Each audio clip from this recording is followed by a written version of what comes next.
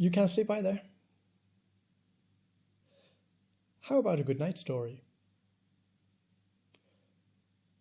Here's one. Impossible cure. Mark and Brian were brothers and came down with the disease at the same time. They were Smullyans, mythological bear-like beasts. They always came in pairs. One of them told the truth, the other one always lied. King Malamo had them throughout his kingdom. He used them as living signposts. He was paranoid about all the visiting tourists, unable to believe they merely wanted to take pictures of themselves standing in front of bits of his kingdom, rather than trying to steal his immense treasure. The disease was a nasty one, but completely unlike anything humans get, so we don't need to go into details. Suffice to say, the only cure was for the Smullyans to be separated. One of them would have to give his life for the other. The doctors did their best as Mark and Brian wasted away in their neighbouring hospital beds, losing appetite, muscle mass and fur. Even then, they wouldn't let go of each other's paws. Apart from the fact that one of them always lies, Smullyans make terrible patients. They don't complain when something is wrong. They can't describe their symptoms very well and have absolutely no idea when the problem started, doctor. And of course, everyone only gets one question.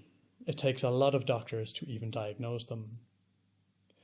Bound by their oath to help and heal, the doctors needed to save Mark or Brian, but which one? They knew how to deal with Smullyans.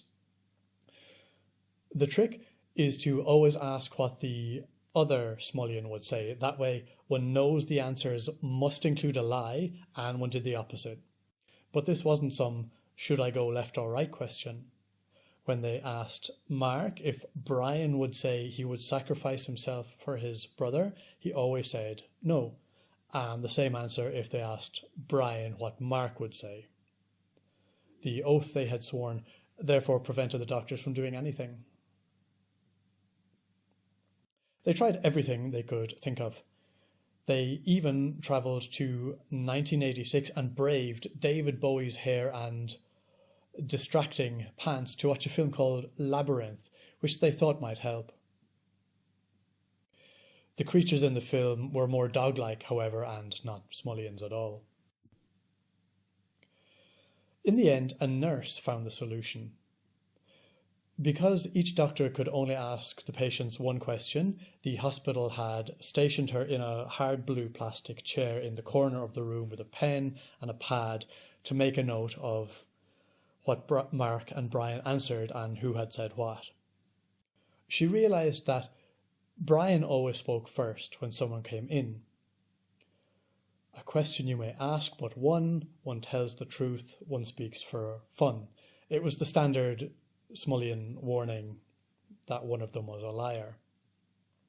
Brian always said it, and the nurse realised that this meant Brian must be the truthful one, because as a liar, Mark would naturally have insisted that both of them told the truth. Yes. Knowing which one told the truth changed everything. The next doctor simply asked Brian if he would die to save Mark, and he said yes. The operation was a complete success, though Mark to this day insists he's in pain and will sue the hospital. And now that she knew how to tell which Smullian out of every pair tells the truth, the nurse raided King Malamo's treasure chamber and then retired to 1986, where she married David Bowie.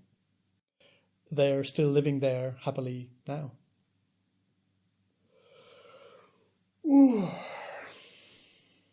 All right.